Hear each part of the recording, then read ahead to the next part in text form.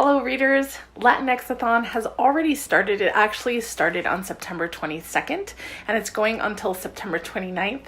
And unfortunately, I didn't get my TBR up in time, but I did do a Twitter poll and I was talking about how I was participating and that I really wanted to share the books with you guys, and everybody said go ahead and post it late. So that's what I'm doing. I'm posting it late. There are 4 co-hosts, Andrea, Jocelyn, Yvette, and Priscilla. I'll make sure to link to all of their channels in the description below.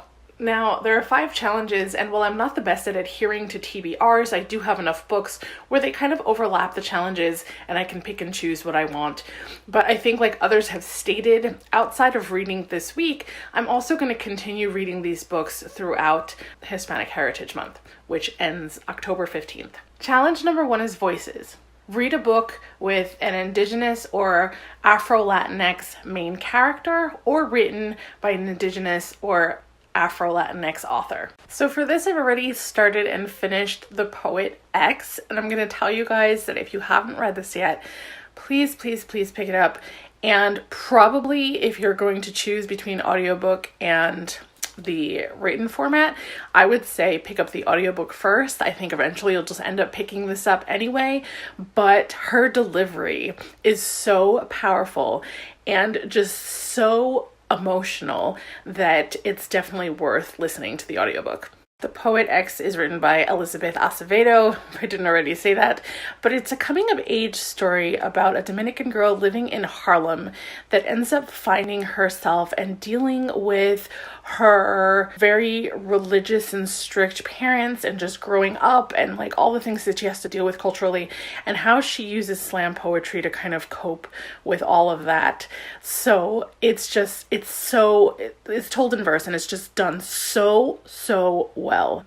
It brought me to tears multiple times, and I don't think I can recommend this enough. The other book that I have that will work for the Voices Challenge is Shadow Shaper by Danielle Jose Older, and it's about a girl named Sierra living in Brooklyn who discovers she's a shadow shaper, which means that she can infuse ancestral spirits into paintings and stories and music. And I haven't read this yet, so that's all I know about it. But, there is magical realism in this, and I've been looking forward to reading this for quite some time, especially since I was born and raised in Brooklyn. The second challenge is Pride, and you're going to want to read a book featuring a queer Latinx main character or written by a queer Latinx author. I think any of Adam Silvera's books would work for this. I do own all of them, but the one I have handy is They Both Die at the End.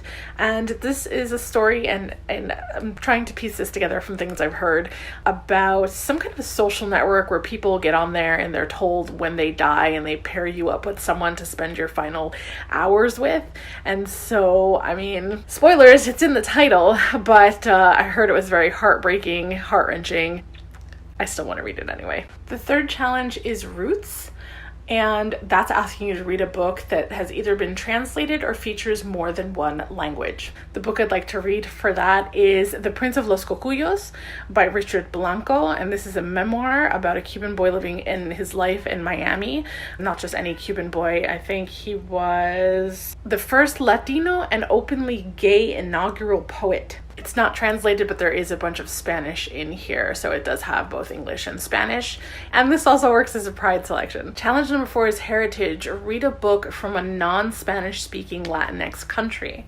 And for that, I have Pride by Ibi Zoboi. This is a Pride and Prejudice retelling that takes place in Bushwick. This also has an Afro-Latina main character, so that would work for one of the other challenges as well, for the first one, for voices. Challenge number 5 is Latinidad, and that is to read the group book, which is called Itza by Rios de la Luz. And I just ordered this book on Amazon. It should be coming to me by Wednesday, so I am going to attempt to do that group read. There are a couple of other books that I would like to finish before the end of Hispanic Heritage Month, and one of them is the book that I'm reading with the Libri Labra book club, which is Next Year in Havana by Chanel Cleaton.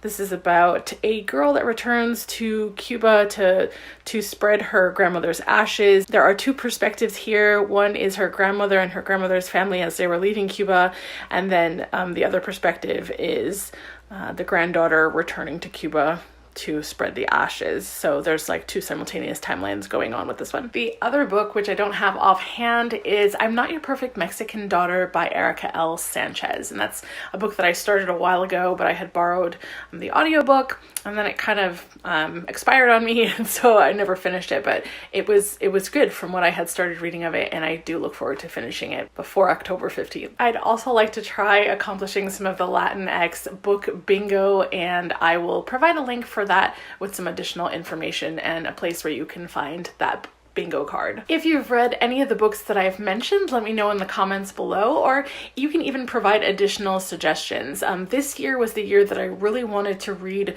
more Latinx authors and stories, and I would love to add to what I have already. Anyway, guys, thanks for joining me, and thanks for putting up with my late bullshit and for watching my videos. If you haven't already, be sure to subscribe and don't forget to hit the bell to be notified when I upload new videos.